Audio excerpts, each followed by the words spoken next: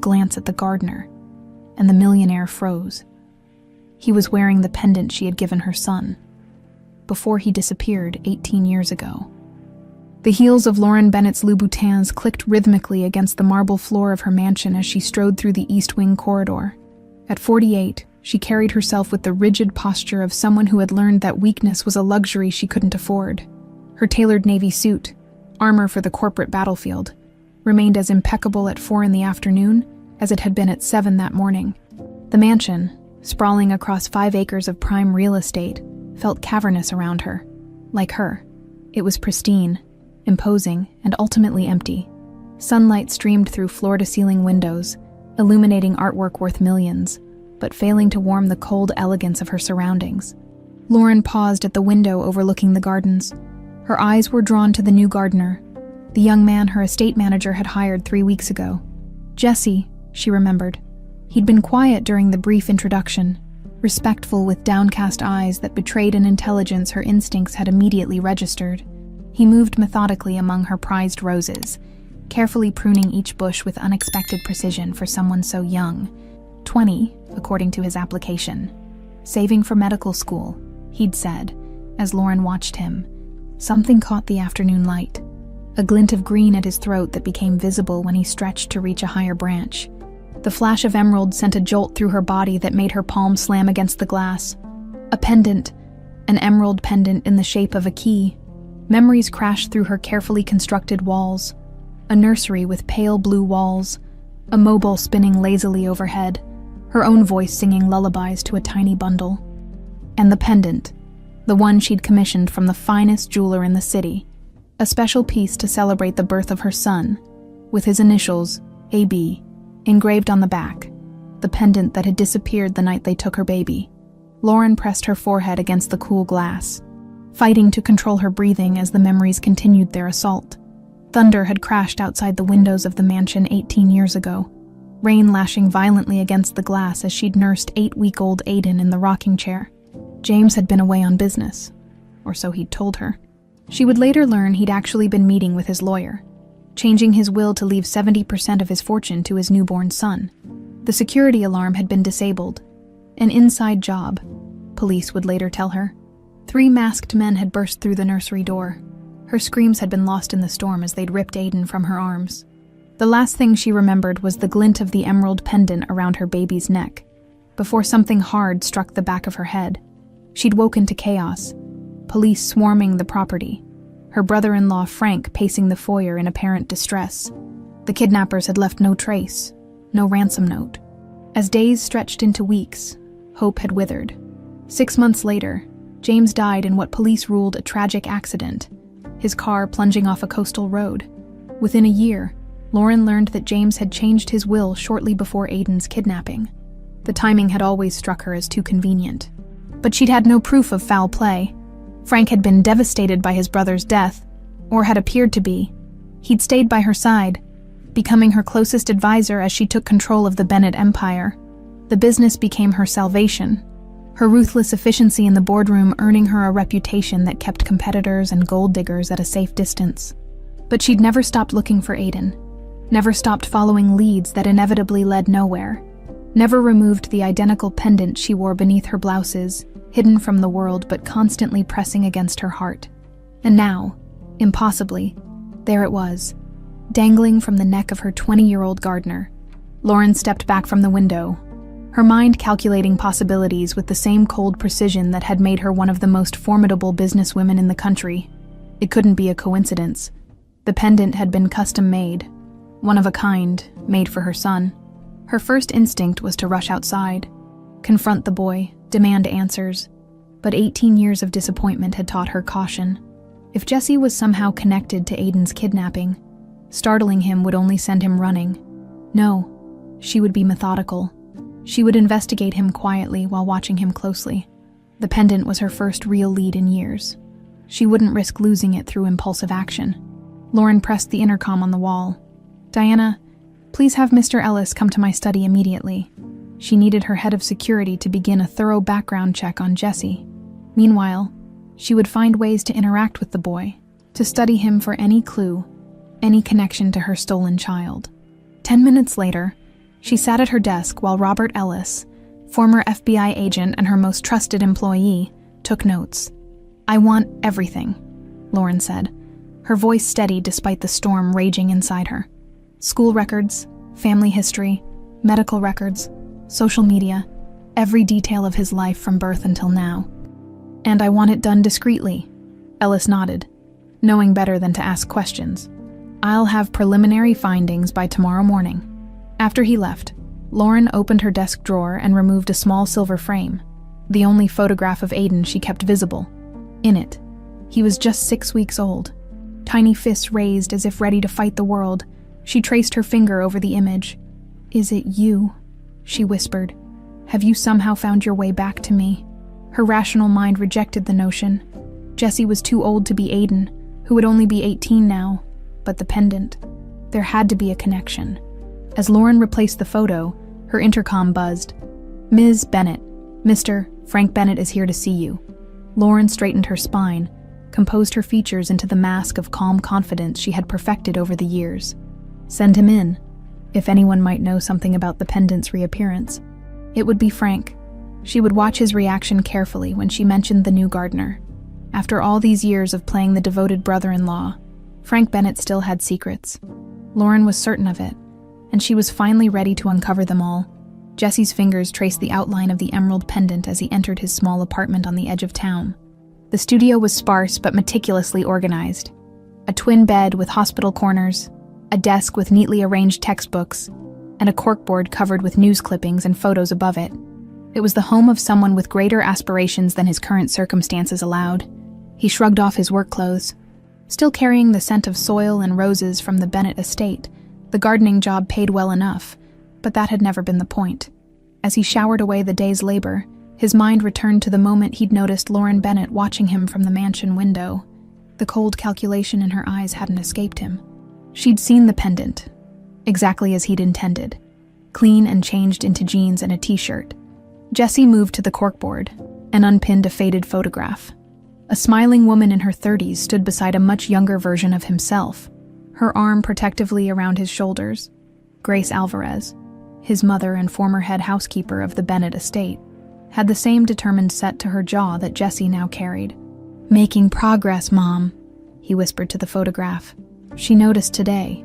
He remembered the night 10 years ago when his mother had sat him down, her hands trembling as she held the emerald pendant. "There are things I need to tell you, Jesse," she'd said, her voice strained from the cancer that would take her just weeks later. "About what happened at the Bennett house, about why we had to leave." Grace had been there the night of the kidnapping. She'd heard Lauren's screams through the storm and rushed to the nursery, arriving just as the kidnappers fled with baby Aiden.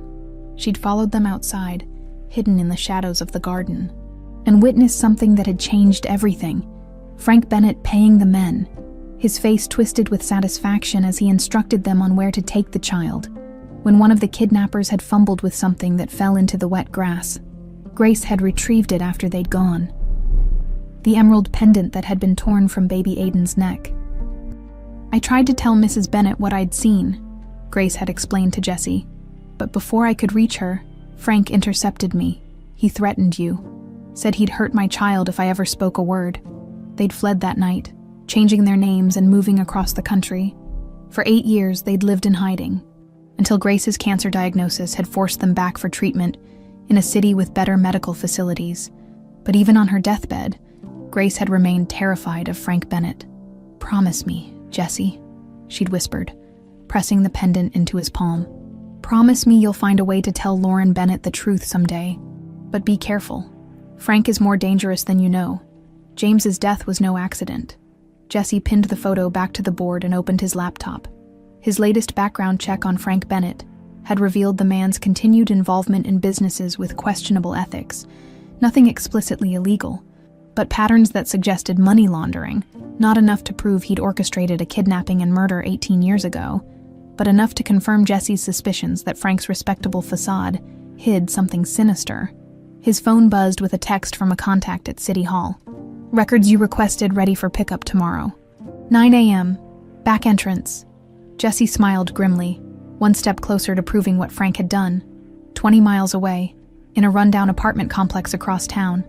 A young man with intense blue eyes stared at his reflection in a cracked bathroom mirror. Aiden, though that wasn't the name he'd grown up with, studied his features with new awareness. For 18 years, he'd believed he was Derek Miller, the son of Glenn Miller, a man who straddled the line between small-time criminal and legitimate businessman. But 3 weeks ago, while searching for tax documents in his adoptive father's desk, he'd found a hidden compartment containing a medallion with a baby photo and the name Aiden Bennett engraved on the back. The confrontation with Glenn had been explosive. "You were never supposed to find that," Glenn had said, suddenly looking older than his 55 years. "I was supposed to tell you when you turned 21. The truth had come out in pieces, each more shocking than the last. How Frank Bennett had hired Glenn's crew for what was supposed to be a simple theft of business documents. How plans had changed at the last minute, with Frank demanding they take the baby instead. How Frank had killed 2 of Glenn's men when they'd demanded more money for the kidnapping. "I couldn't let him kill you too," Glenn had explained. "Frank wanted you raised in the criminal world, said someday he'd use you for something big, but I couldn't do that to a baby. I tried to raise you right, kept you away from the worst of my business." Aiden turned away from the mirror, his mind still reeling from the revelation. His entire life had been a lie.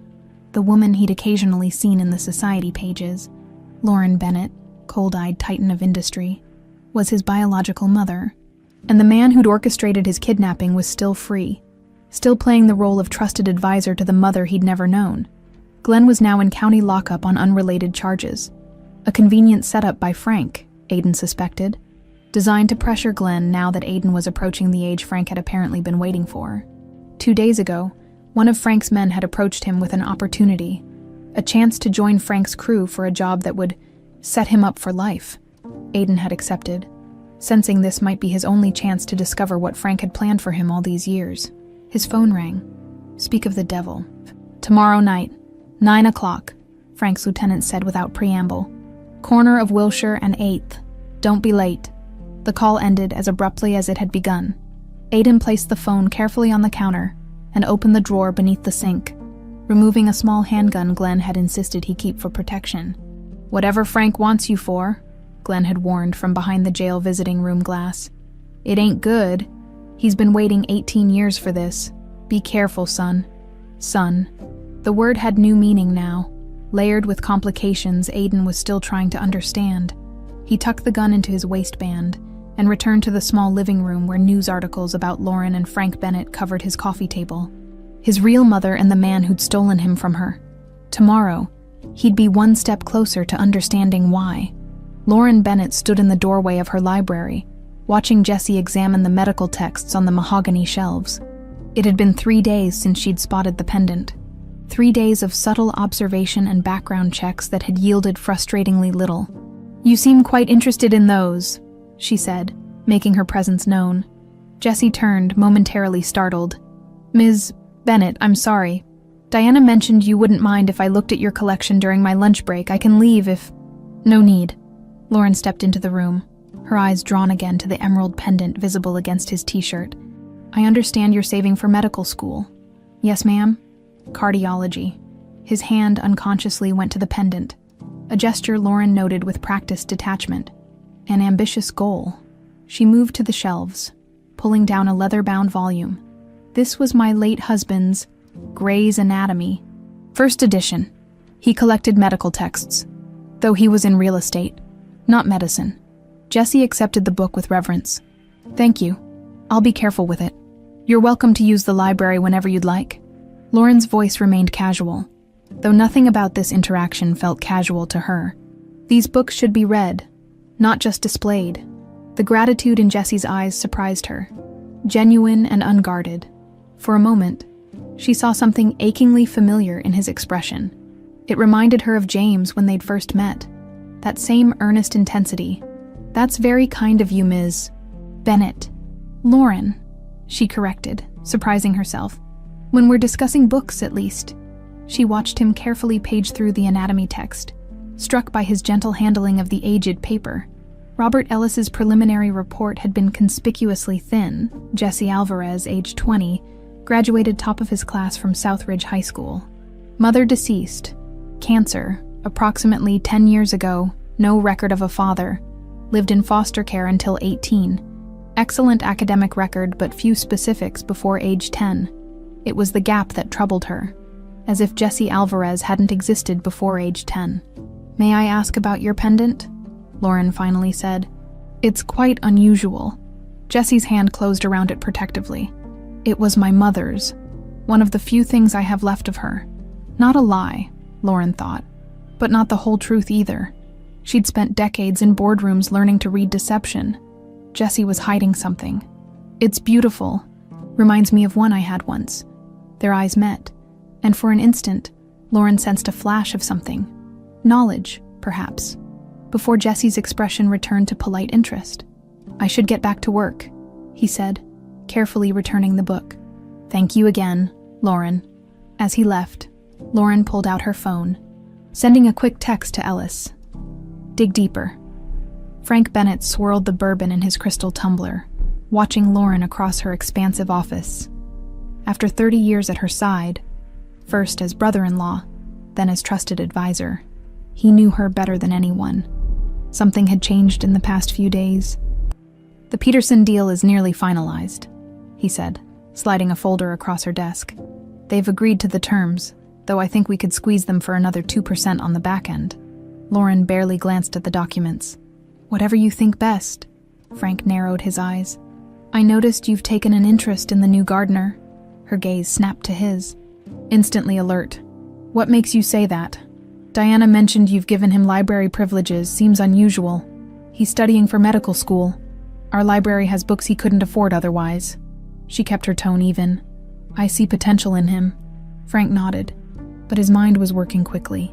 When he'd stopped by the estate yesterday, he'd spotted the boy tending the east garden. Something about him had seemed vaguely familiar, but it was the emerald pendant that had truly caught his attention. It couldn't be the same one. That pendant had disappeared 18 years ago along with the child. Frank had made sure of that. "Speaking of potential," Frank said carefully, "I've been looking at expanding our operations in the South American market. The timing might be right with the new trade agreements." "Send me the proposal," Lauren replied, her attention already elsewhere. Frank drained his glass. Unnerved by her distraction, Lauren had never been the same after the kidnapping and James's death. The grief had hardened her, made her sharper, more ruthless in business. It had served their interests well enough. Her drive had quadrupled the Bennett fortune. But lately, he'd started to worry. She'd been asking questions about the past, reviewing old files, and now this gardener with a pendant too similar to ignore. Frank's phone vibrated with a text. He glanced down, satisfied to see confirmation that his newest recruit, Glenn Miller's boy, had accepted the invitation for tomorrow night's meeting. The timing couldn't be better. After 18 years of careful planning, he finally had all the pieces in place. "I should go," he said, standing. "I'll have those South American projections to you by Monday." Lauren nodded, barely looking up as he departed. In the corridor, Frank pulled out his phone again, dialing a private number. "I need information on a Jesse Alvarez," he said quietly. "Works as a gardener at the Bennett estate, and I need it fast." Aiden sat in his car across from the exclusive downtown club where Frank Bennett conducted much of his business, the Roosevelt Club, membership by invitation only. With a 10-year waiting list even for the wealthy, Frank had been a founding member.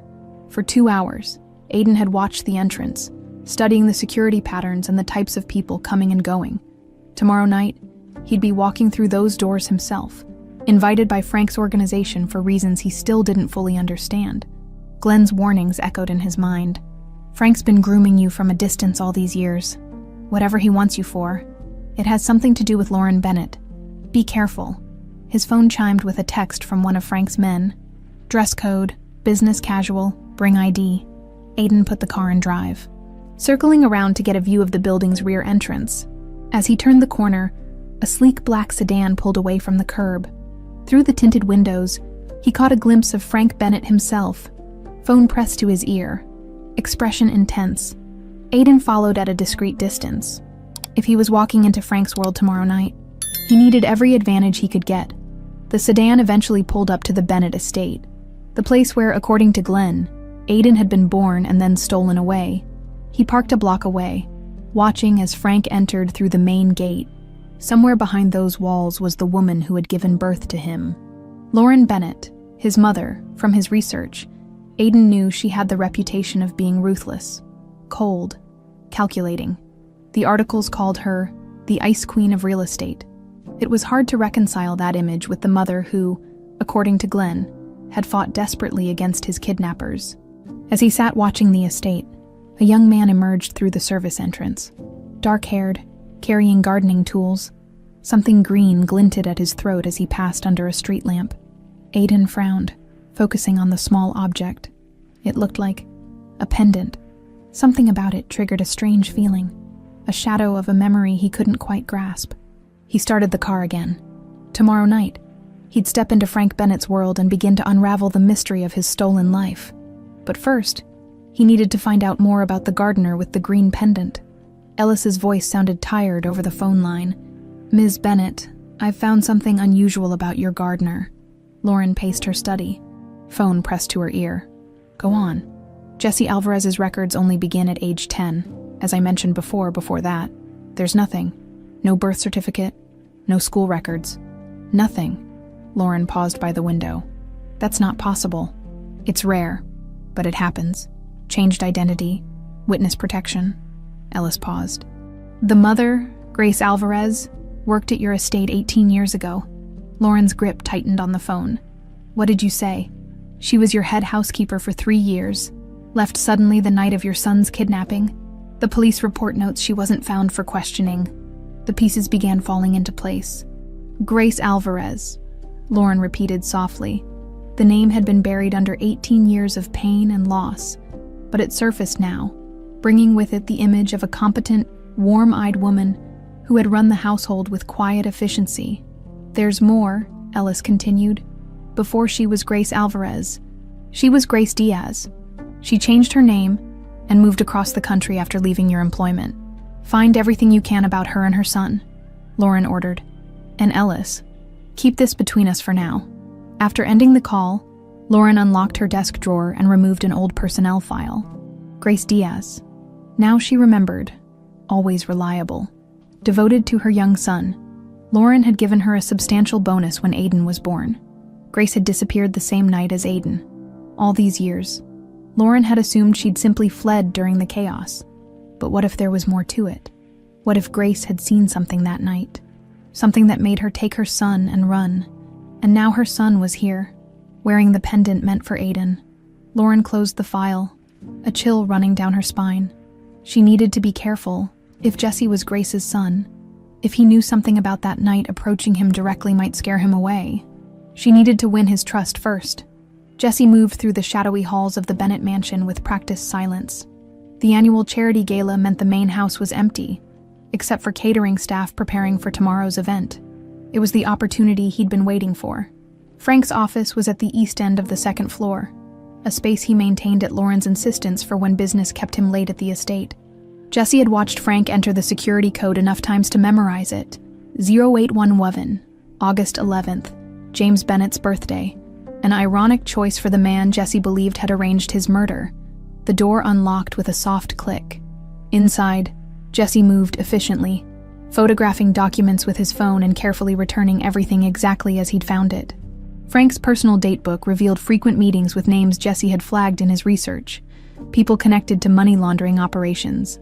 As he turned to the computer, a soft sound from the hallway froze him in place. Footsteps approaching.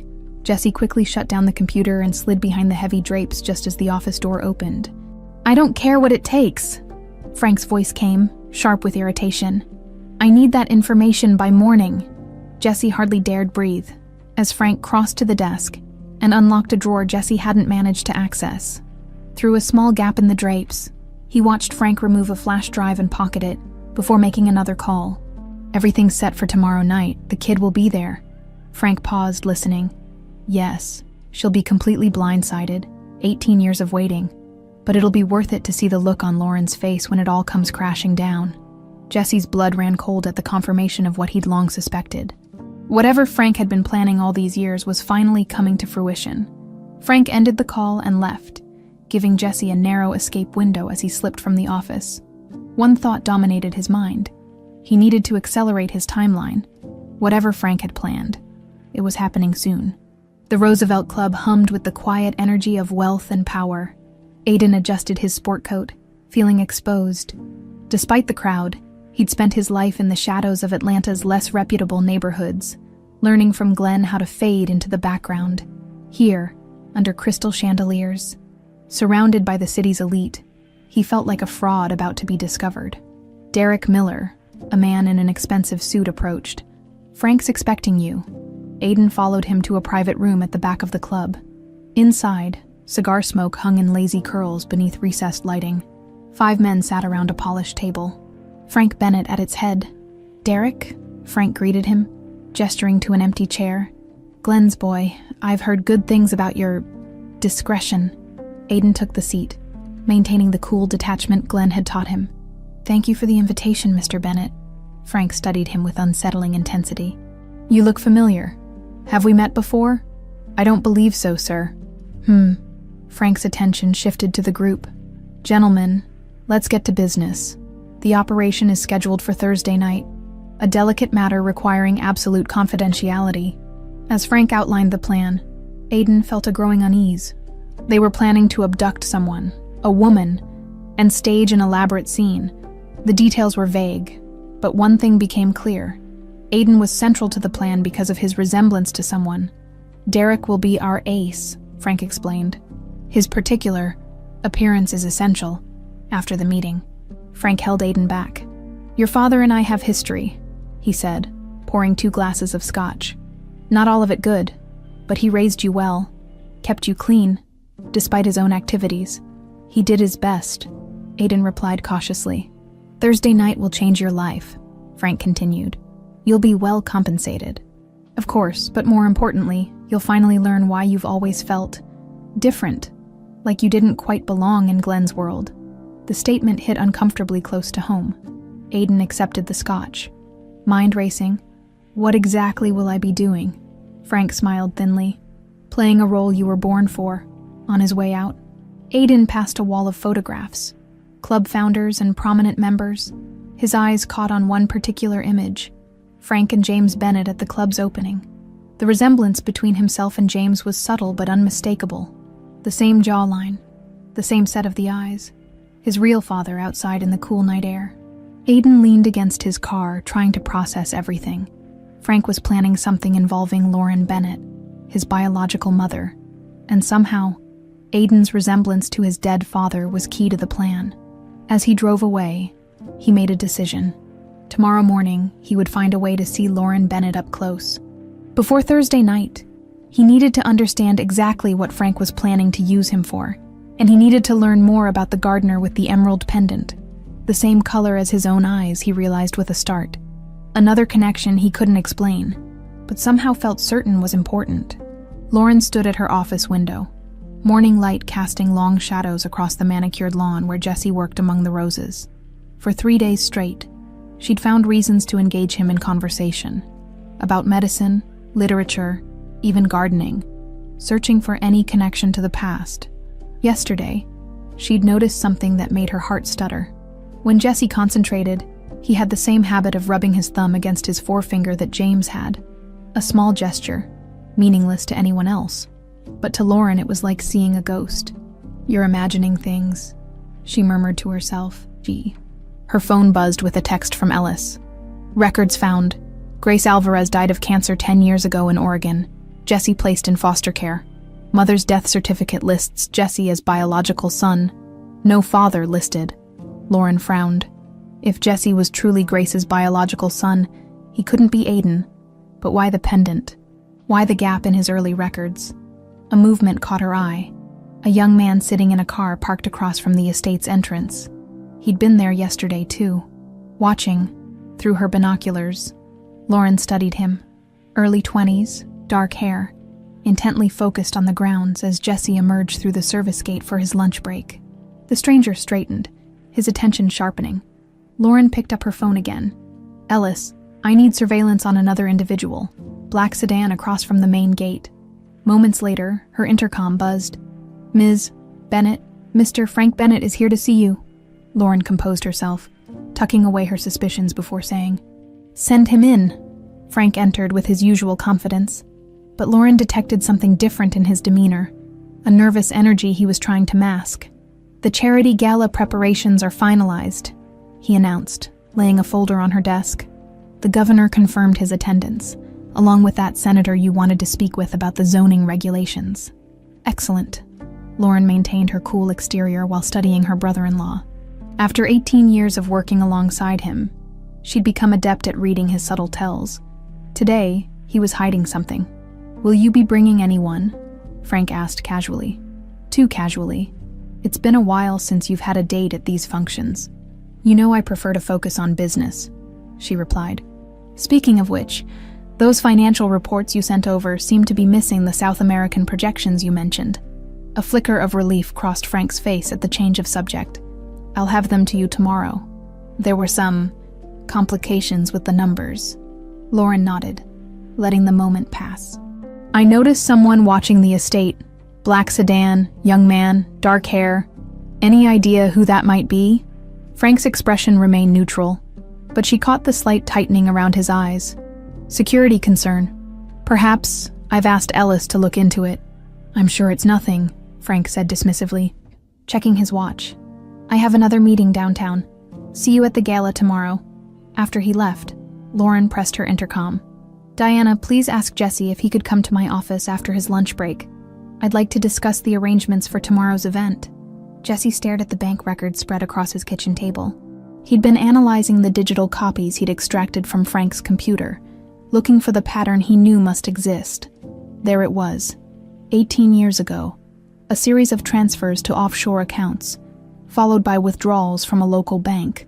3 days before Aiden's kidnapping, Frank had moved nearly $1 million through a maze of accounts. "Got you," Jesse whispered. His phone rang. Lauren Bennett's private number. They'd exchanged contacts when she'd given him library access, but she'd never called him directly before. "Ms. Bennett. Jesse, I'd like to discuss the garden arrangements for tomorrow's gala. Could you come to my office this afternoon?" Something in her tone gave him pause. She sounded different, more tentative. "Of course, is 1 o'clock acceptable?" "Perfect, thank you." As he ended the call, Jesse noticed a black sedan parked across the street, the same car he'd spotted yesterday. The driver was watching his apartment with undisguised interest. Jesse quickly gathered the bank records. Shoving them into a folder, he needed to accelerate his plans. If Frank was having him watched, time was running out. Aiden sat in his car outside Jesse Alvarez's apartment, considering his options. Following the gardener had been a split-second decision after spotting the emerald pendant, but now he wasn't sure of his next move. His phone rang. One of Frank's lieutenants. "Tomorrow night, 9 p.m. Final briefing at the Roosevelt before the operation. Don't be late." "I'll be there," Aiden confirmed, ending the call. A text came through immediately after. "Surveillance assignment today. Lauren Bennett's office, noon to 3. Watch who comes and goes. Standard observation protocol." Aiden frowned. Frank was having him watch his own biological mother's office. The layers of manipulation made his head spin.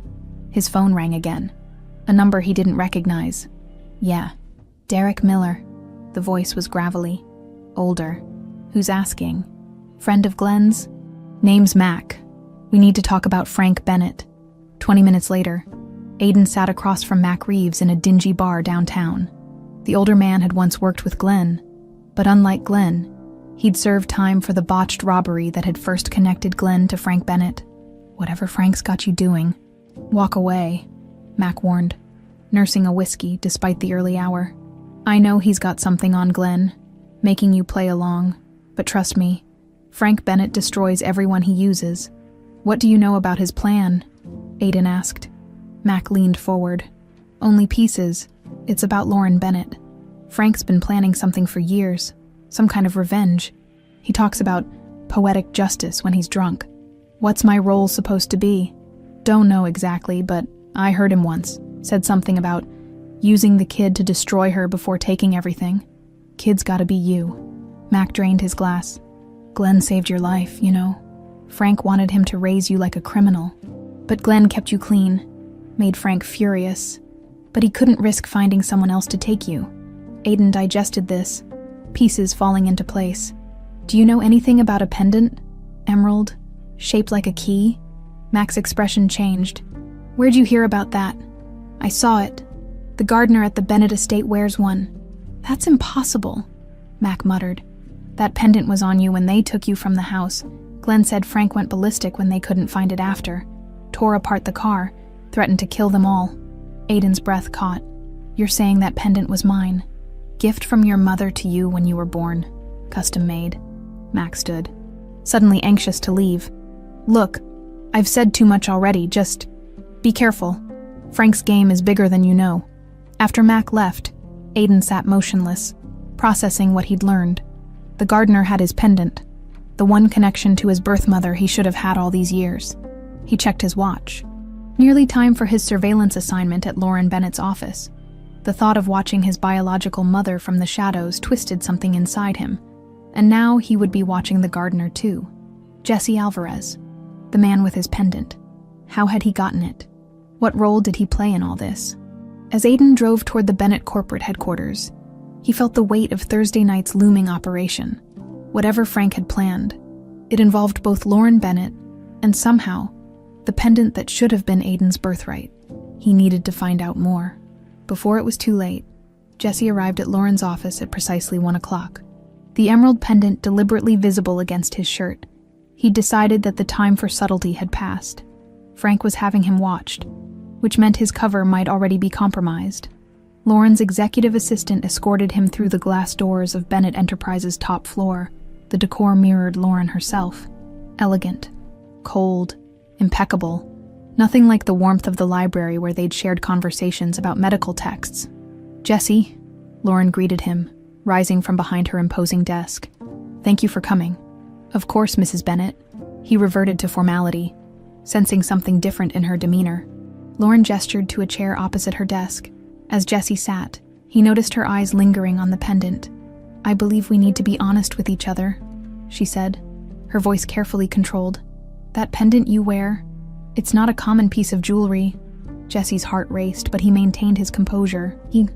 "No, it's not. It was custom made," Lauren continued. 18 years ago, I commissioned an emerald key pendant with the initials AB engraved on the back. It was around my son's neck the night he was kidnapped." Her eyes locked with his. "How did you come to possess it?" The moment had arrived sooner than Jesse had planned, but perhaps it was for the best.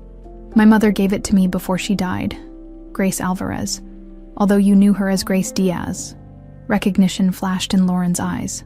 "Your mother was my housekeeper." "Yes." Jesse leaned forward. "She was there the night your son was taken. She saw who was behind it." Lauren's composed exterior cracked slightly. "Who?" "Frank Bennett." The silence that followed was deafening. Lauren's knuckles whitened as she gripped the edge of her desk. "My mother followed the kidnappers outside," Jesse continued. "She saw Frank paying them. The pendant fell during the exchange. She retrieved it after they left, intending to tell you what she'd witnessed. But Frank threatened her. Threatened me. We fled that night." Lauren stood abruptly, turning toward the window. "Why come back now, after all these years?" "My mother made me promise to find a way to tell you the truth. On her deathbed, she gave me the pendant and asked me to return it to its rightful owner, your son. If he could be found." Lauren's reflection in the glass showed a woman fighting for control. "Why not simply tell me when you were hired? Why the deception?" "I needed evidence," Jesse explained. "My word against Frank's wouldn't be enough. I've been gathering proof of his criminal activities, hoping to find a connection to the kidnapping." Lauren turned back to face him. "And have you found this evidence?" "Some financial records showing suspicious transfers around the time of the kidnapping, but it's not conclusive." Lauren studied him intensely. "There's something else you should know. Ellis discovered your records only begin at age 10. Why is that? We changed our identities multiple times, moving cross-country. My mother was terrified Frank would find us." Lauren's phone buzzed. She glanced at it, her expression hardening. "Ellis just confirmed the man watching the estate is connected to Frank. His name is Derek Miller, adopted son of a known associate of Frank's." Jesse frowned. "Frank must suspect I know something. We need to move quickly." "I've been a fool," Lauren said quietly. 18 years with Frank by my side, never suspecting he was behind it all. Behind James's death too, I assume. My mother believed so. The timing of the changed will, the kidnapping, then James's accident, it all points to Frank. Lauren's intercom buzzed. Ms. Bennett, Mr. Bennett is here to see you. Jessie tensed, but Lauren remained surprisingly calm. Tell him I'm in a meeting and we'll call him later. She turned to Jessie. We need a plan. The charity gala is tomorrow night. Frank will be there, along with half the city's elite. It's too public, Jessie warned. Frank has resources, connections. If he feels cornered, there's no telling what he might do. Lauren's expression hardened into something Jessie hadn't seen before. A glimpse of the ruthless businesswoman who'd built an empire on the ashes of her personal tragedy. Let me handle Frank, she said. I've spent 18 years letting him think he's won. It's time he learned who he's really been dealing with. Frank paced his office at the Roosevelt Club, phone pressed to his ear. What do you mean she was meeting with the gardener? What did they discuss? The voice on the other end, Derek Miller's, replied hesitantly. I couldn't get close enough to hear. The meeting lasted 40 minutes. He left wearing that pendant you mentioned. Frank slammed his fist against the desk. Follow him. Don't lose sight of him. After ending the call, Frank unlocked his safe and removed a thick file. Inside were surveillance photos spanning 18 years.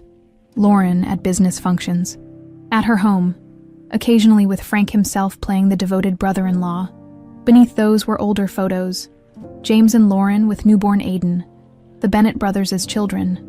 Frank standing in James's shadow at the opening of their first real estate venture. Always in James's shadow. The last photo showed a teenage boy, Derek Miller, being taught to shoot by Glenn. Frank had kept tabs on the boy over the years, making sure Glenn followed instructions to keep him away from serious criminal activity while ensuring he developed the right skill set. Frank had waited 18 years for his revenge. He wouldn't let some gardener with a familiar pendant ruin everything now. His phone rang. His surveillance team at Jessie's apartment. Sir, we found something.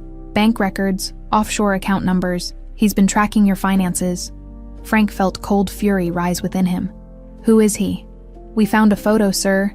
Him as a child with a woman. The caption says Jessie and Mom. Grace.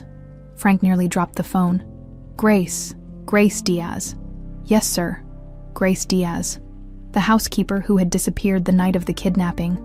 Frank had always assumed she'd simply fled during the chaos. But if this was her son, bring him to the warehouse, Frank ordered, and find out what Lauren knows. Aiden parked outside Jessie's apartment, watching the gardener pack files into a leather messenger bag.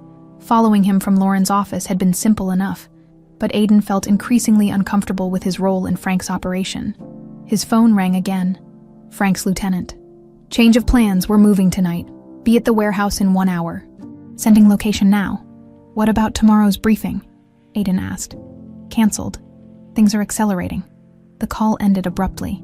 Moments later, 2 black SUVs pulled up outside Jessie's apartment. 4 men emerged, moving with purposeful efficiency toward the building. Aiden recognized them immediately. Frank's enforcement team. He'd seen them at the Roosevelt Club, always hovering at the edges of meetings, saying little but radiating menace. They were here for Jessie. Aiden had seconds to decide. He could do nothing, maintain his cover and continue with Frank's plan, or he could act. The gardener with the emerald pendant, his pendant, might be the only person who could tell him the truth about his past.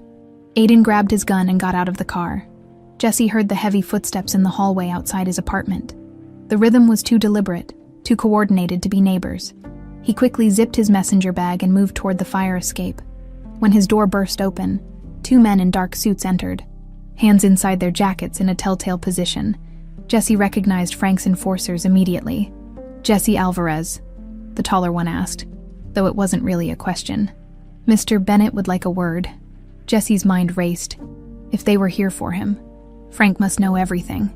About his identity, about his meeting with Lauren. His carefully constructed plan was collapsing.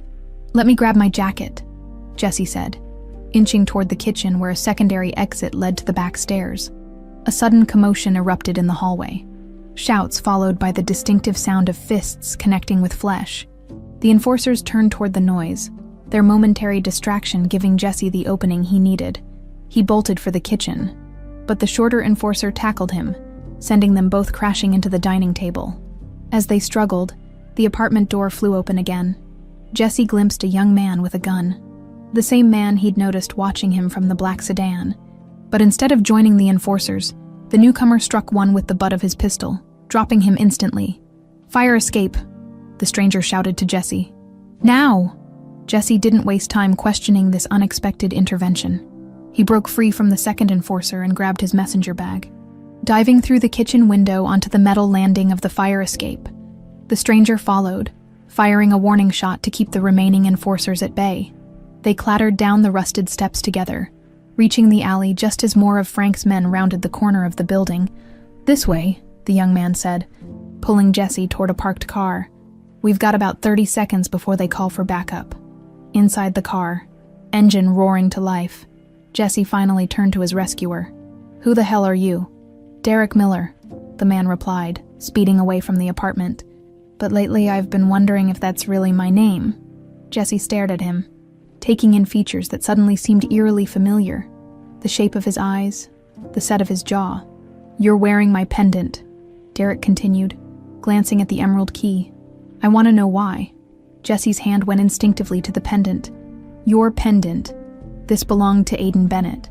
Derek's knuckles whitened on the steering wheel. "I know, and I think I'm Aiden Bennett." Lauren paced her study, phone pressed to her ear. "Ellis, I need you to track Jesse's phone now." "Already on it," her security chief replied. "Last signal came from his apartment, but it's been stationary for 30 minutes. That's unusual." A cold dread settled over Lauren. After Jesse had left her office, she'd spent hours reviewing old files, confronting the possibility that Frank, the man she'd trusted for 18 years, had orchestrated her son's kidnapping and her husband's death. "I'm also tracking Frank's known associates," Ellis continued. "There's been unusual movement, several vehicles converging on an abandoned warehouse near the River District." "Text me the address," Lauren ordered, already moving toward her private elevator. "And Ellis, no police, not yet. Ms. Bennett, I strongly advise against—" "This is my son we're talking about," Lauren cut him off, her voice like steel. "If Frank has Jesse, if Jesse knows something about Aiden, I'm going to find out myself." The elevator doors closed on Ellis's protests. In the private parking garage, Lauren retrieved a small handgun from her car's lockbox, a precaution she'd started keeping after a kidnapping attempt 5 years ago. Never again would she be helpless. As she drove toward the address Ellis had sent, Lauren's mind raced through everything Jesse had told her. Frank had been behind it all. The kidnapping, James's death, 18 years of lies, every business deal, every family dinner, every sympathetic word when the anniversary of Aiden's kidnapping came around, all part of an elaborate deception. The warehouse district loomed ahead, abandoned buildings casting long shadows in the fading light. Lauren parked 2 blocks away and approached on foot, staying in the shadows as Ellis had once taught her. The warehouse at the address was lit from within. 2 black SUVs parked outside as Lauren edged closer. She heard raised voices from inside, Frank's distinctive tone, sharp with anger. "Find them!" he was shouting. "Both of them, now!" Lauren's phone vibrated silently.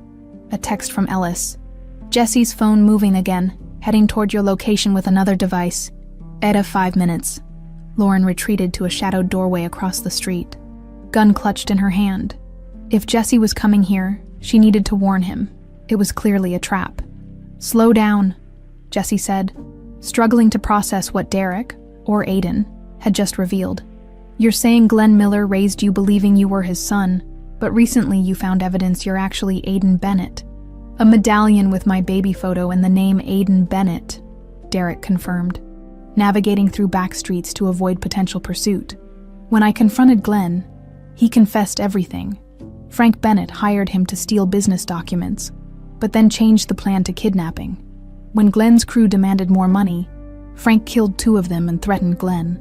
So Glenn took you and ran," Jesse murmured. "Just like my mother did with me. Glenn raised me away from Frank's criminal operations," Derek continued. "It enraged Frank, but he couldn't risk exposing himself by finding someone else to raise me. He's been waiting all these years, planning something involving Lauren Bennett, my biological mother. What exactly does Frank have planned? I don't know the details yet. Something's happening tonight. It was supposed to be tomorrow, but they've moved up the timeline." Derek glanced at Jesse. Now tell me about the pendant. Jesse explained how his mother had witnessed the kidnapping, retrieved the fallen pendant, and fled with him that night, fearing Frank's retribution. She made me promise to return it to Aiden someday, he finished. I guess that's you. Derek's phone buzzed with an incoming text. It's Frank's lieutenant. They're gathering at the Riverside warehouse. Apparently, Frank wants both of us brought there. It's a trap, Jesse warned. Obviously, Derek replied grimly. But it might be our only chance to find out what Frank's been planning all these years. We need to contact Lauren, Jesse said. She knows about Frank now. She can help us. Derek tensed at the mention of his biological mother. I just saw her for the first time today. From a distance, Frank had me watching her office when you went to meet her. The cruel irony of Frank's games, Jesse muttered. Having the son spy on the mother. They drove in silence for a moment, the weight of their connected fates hanging between them. We can't just walk into Frank's trap, Jesse finally said. We won't, Derek replied, turning toward the warehouse district. But we need to find out what he's planning. I have an idea. As they approached the riverside, Derek pulled over, killing the headlights. Frank doesn't know we've connected yet. He's looking for both of us, but separately, we can use that. Jesse nodded slowly, understanding forming. A diversion. I know the warehouse layout, Derek confirmed. There's a service entrance on the east side. I'll create a distraction at the main entrance while you slip in the back. Find out what Frank's planning. And Lauren, if she's involved in whatever Frank has planned, we need to warn her. Derek hesitated, his expression conflicted. She's the CEO of a billion-dollar company. She has security, resources. She's also your mother, Jesse said quietly. And she's been searching for you for 18 years. Derek's grip tightened on the steering wheel. After a moment, he nodded. Let's go. Whatever Frank's planning ends tonight. Lauren crouched in the shadows, watching as a car approached the warehouse. Headlights off, it parked a block away, a deliberate choice to avoid detection. Two figures emerged, conferring briefly before separating. Even in the dim light, she recognized Jesse. The other man moved with practiced stealth, circling toward the main entrance of the warehouse. Lauren's phone vibrated. Ellis again. Target is inside your area. Be careful. Slipping her phone away, Lauren moved closer, staying in the building's shadow. Her heart hammered against her ribs, a mixture of fear and fury driving her forward.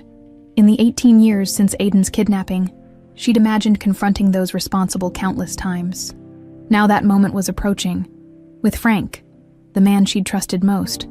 At the center of it all, inside the warehouse, Frank paced impatiently, surrounded by his men. How hard can it be to find them? He demanded. The gardener is nobody, just some kid with a pendant he shouldn't have. What about Miller? One of his lieutenants asked. He was supposed to be here for the briefing. Find him, Frank ordered. He's a loose end we can't afford right now. A sudden crash from the main entrance interrupted them. Frank gestured sharply, and two men moved to investigate. It's Miller, one called back. He's trying to break in through the loading dock. Frank smiled coldly. Perfect. Bring him to me. Outside, Jesse used the diversion to slip in through the service entrance. He moved silently through the shadowed corridors, years of planning finally culminating in this moment. The evidence in his messenger bag might not be enough to convict Frank legally, but combined with testimony from Derek, from Aiden, it would be enough to expose Frank to Lauren. That had always been Jesse's primary goal, to fulfill his promise to his mother.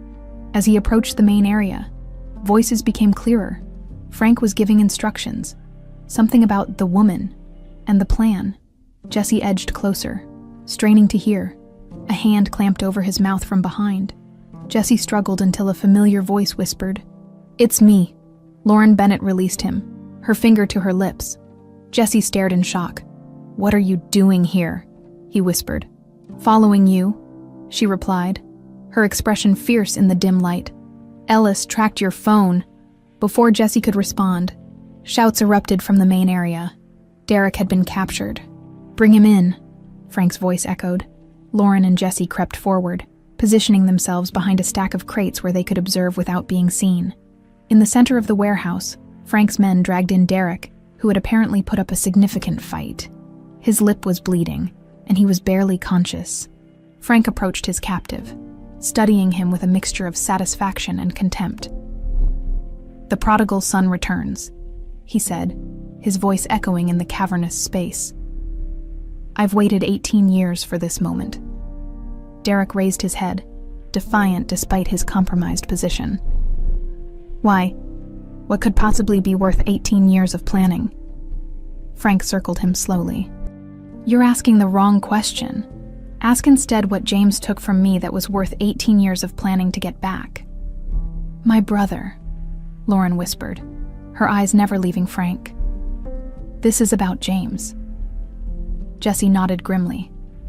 "My mother said Frank never forgave James for choosing you and cutting him out of the business in the warehouse center." Frank continued, "James and I built that company from nothing, brothers, partners. Then he met Lauren, and suddenly I wasn't good enough to be part of the inner circle. He changed the will, leaving everything to her and the baby, his real family." The bitterness in Frank's voice was palpable. "I was supposed to be his successor. Instead, I became a footnote. So you had him killed," Derek said flatly, "and kidnapped his son." Frank smiled, cold and calculating. James's death was meant to look like an accident.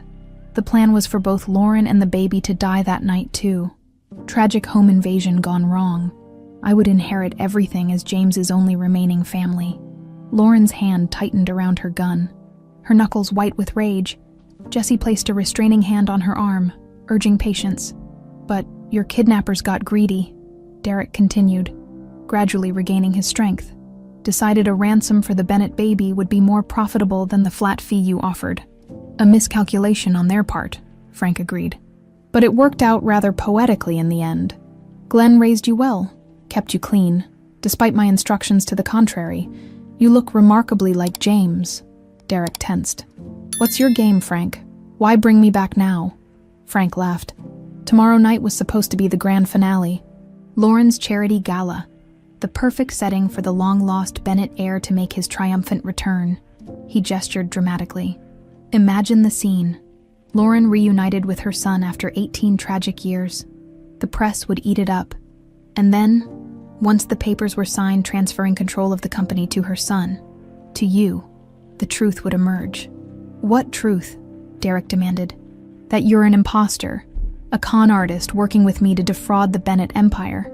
Frank's smile widened.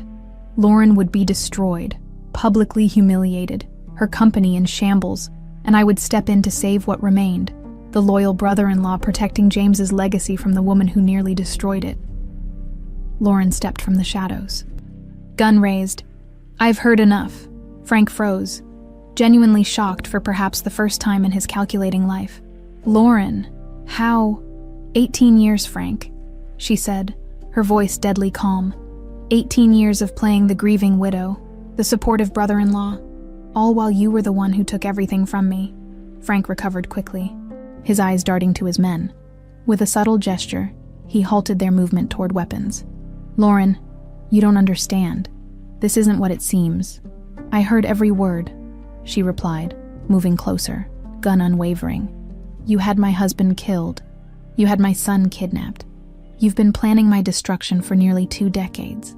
Jesse emerged from the shadows beside her, the emerald pendant glinting at his throat. Frank's expression darkened further at the sight. "The housekeeper's son," he spat. "I should have known. Grace saw me that night, didn't she? That's how you got the pendant." "My mother witnessed everything," Jesse confirmed. "She protected me the only way she knew how, by running. But she made me promise to bring the truth to light someday." Frank's calculating mind was already formulating a new plan. Jesse could see it in his eyes. "Lauren, think about what you're doing," Frank said, his tone shifting to one of reason. "You've built an empire. You're respected, feared. Are you really going to throw it all away on the word of a gardener and a criminal's adopted son?" "No," Lauren replied steadily. "I'm going to reclaim what you stole from me." She looked at Derek, truly seeing him for the first time, despite the bruises forming on his face. The resemblance to James was undeniable. Those eyes, her son's eyes. Derek met her gaze, a lifetime of questions reflected in his expression. "He's lying about one thing," he said quietly. "I'm not an imposter. I'm your son." Frank's face contorted with rage. as he realized his carefully constructed plan was unraveling. "You can't prove anything," he snarled, looking between Lauren and Derek. "It's my word against a gardener and a criminal's son." "That's where you're wrong," Jesse said, lifting his messenger bag. "Bank transfers from 18 years ago, linking you to the men who took Aiden, documentation of shell companies you used to launder money, and my mother's sworn testimony, notarized before her death."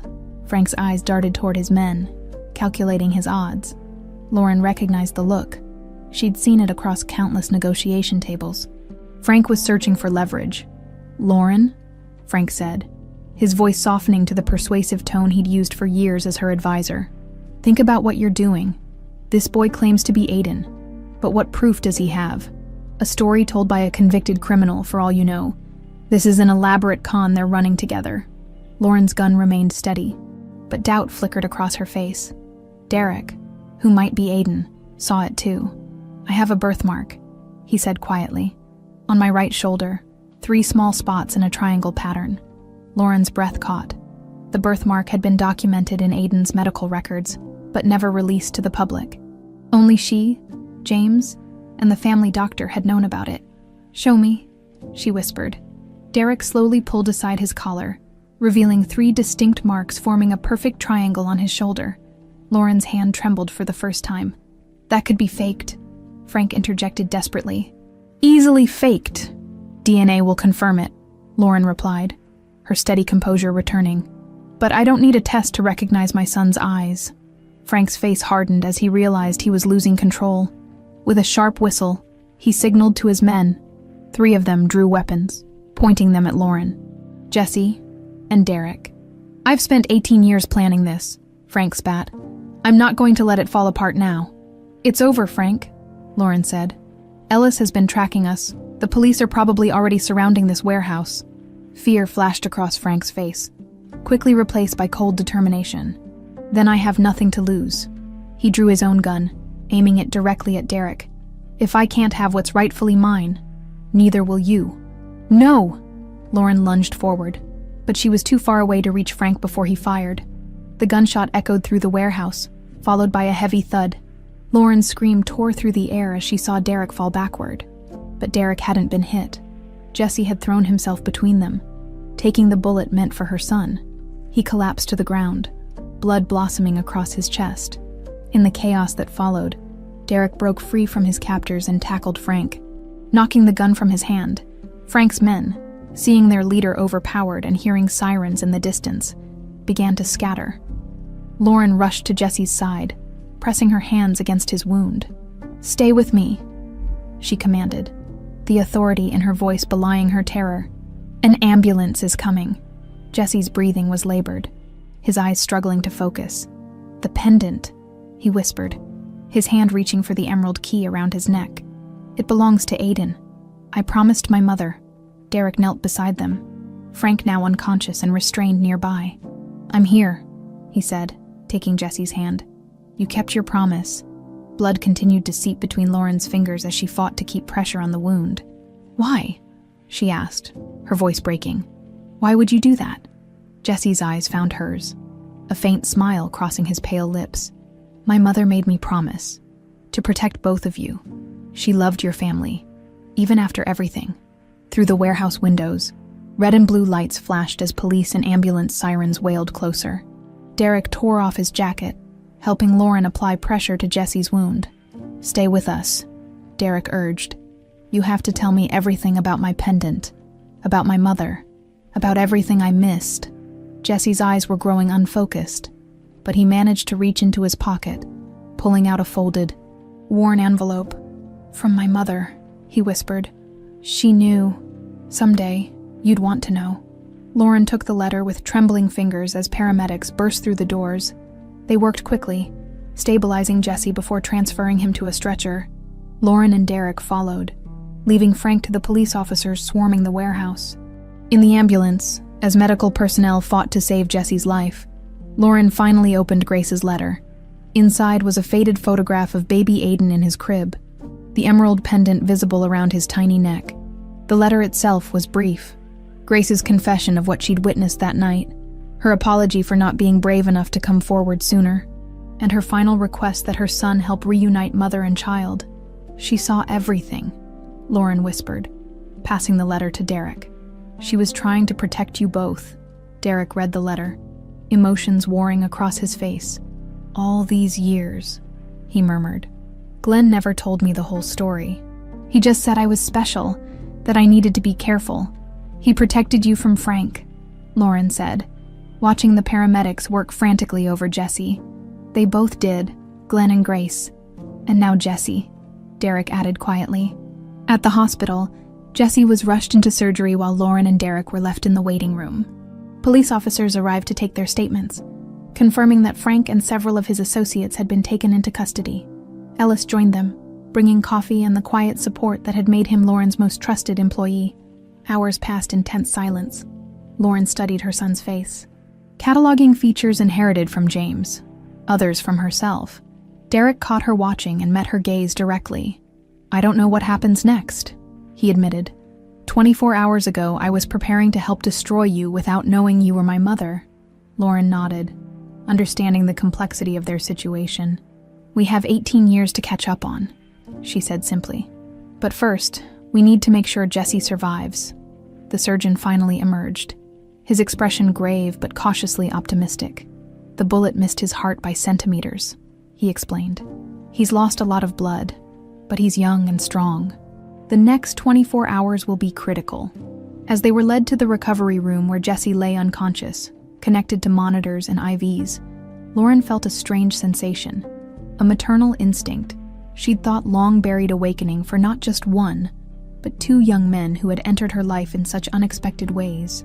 1 year later, the grand ballroom of the Bennett Tower sparkled with light, reflecting off crystal chandeliers.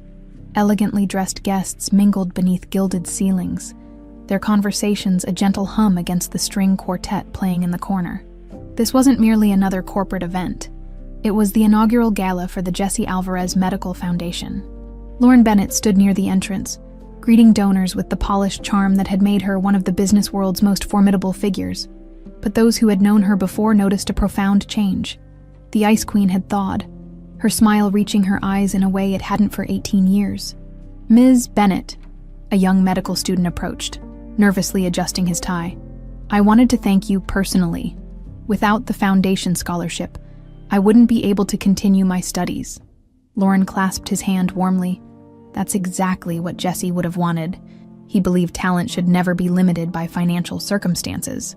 As the student moved away, Lauren's eyes found her son across the room.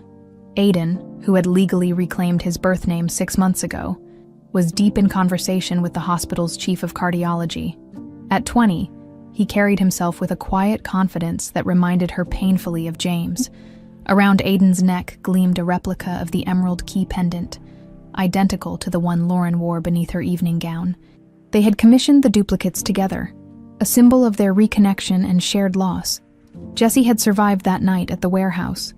Though his recovery had been arduous, the bullet had damaged his lung, and he'd spent weeks in intensive care. During that time, Lauren and Aiden had remained by his side, their shared vigil forging bonds that transcended conventional definitions of family. As Jesse recovered, the story had broken across national news. Frank Bennett, respected businessman and philanthropist, arrested for kidnapping, murder, and conspiracy. The scandal had rocked the business world, threatening to destabilize the Bennett empire. But Lauren and Aiden had presented a united front, their extraordinary reunion capturing the public's imagination and turning potential disaster into a redemption story. Jesse appeared at Lauren's side, moving more carefully than he once had. The physical therapy had restored most of his mobility, but he would always carry the scars, both physical and emotional, of that night. The governor just pledged another $1 million, he said, his voice stronger than it had been in months. We'll be able to fund 10 more scholarships next semester. Lauren squeezed his arm gently. You've accomplished more in a year than most do in a lifetime. After his recovery, Jesse had declined Lauren's offer to fund his medical school education, instead proposing the foundation. There are thousands of kids like me, he'd explained, with the talent and drive, but not the means. Let's help them all. The foundation had become their shared mission, Lauren providing the financial backing, Aiden the business acumen he'd inherited from both parents, and Jessie the passionate vision of a world where medical care and education were accessible to all. Across the room, a commotion near the entrance drew their attention. A man in a prison guard uniform was escorting an older gentleman in a suit. Glenn Miller, recently paroled and attending his first public event since his release. Aiden excused himself from his conversation and crossed the room to greet his adoptive father. The reunion was bittersweet, complicated by the truth of how they had come to be family, but genuine nonetheless. Glenn had made terrible choices, but he had raised Aiden with love and protected him from Frank's darker intentions. "Mr. Miller," Lauren approached, extending her hand. The gesture surprised many who knew their history, but Lauren had come to understand that forgiveness was not weakness but strength. "Thank you for coming." Glenn appeared momentarily taken aback before accepting her handshake. "Ms. Bennett, your invitation was unexpected. Aiden insisted," she replied simply, "and he was right to do so." The three of them moved to a quieter corner, away from curious onlookers.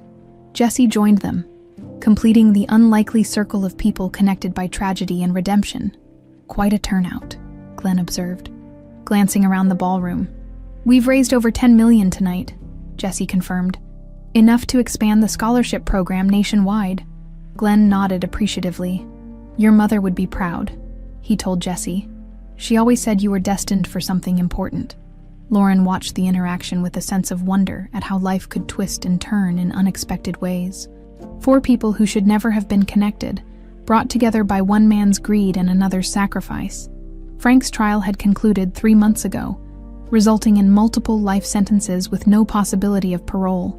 Lauren had testified, as had Aiden and Jessie, each recounting their piece of the elaborate puzzle Frank had constructed.